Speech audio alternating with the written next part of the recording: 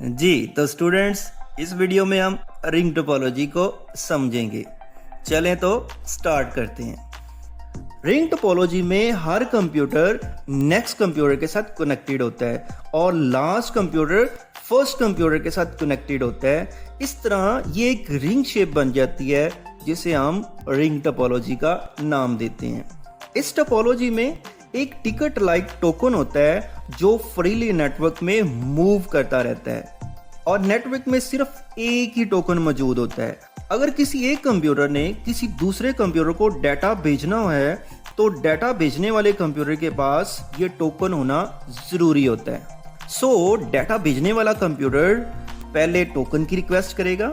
अगर तो token free हुआ, मतलब कोई कंप्यूटर इस्तेमाल नहीं कर रहा, तो ये टोकन इस कंप्यूटर को मिल जाएगा और फिर सेंडिंग कंप्यूटर से टोकन डाटा पैकेट और रिसीविंग कंप्यूटर का आईपी एड्रेस लेकर एक डायरेक्शन में मूव करता रहेगा जब तक करेक्ट एड्रेस वाले कंप्यूटर के पास पहुंच नहीं जाता। जब रिसीविंग कंप्यूटर डाटा को रिसीव कर लेता है तो ये टोकन वापस सेंडिंग कंप्यूटर के पास आएगा एक एक्नॉलेजमेंट सिग्नल लेके कि डाटा पैकेट को पहुंचा दिया गया है।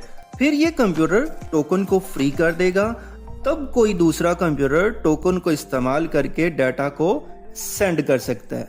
एडवांटेजेस में number 1, it is less expensive than star topology. ये स्टार टोपोलॉजी की बजाय कम एक्सपेंसिव है क्योंकि इसमें सर्वर, हब और ज्यादा केबल का इस्तेमाल नहीं किया जाता।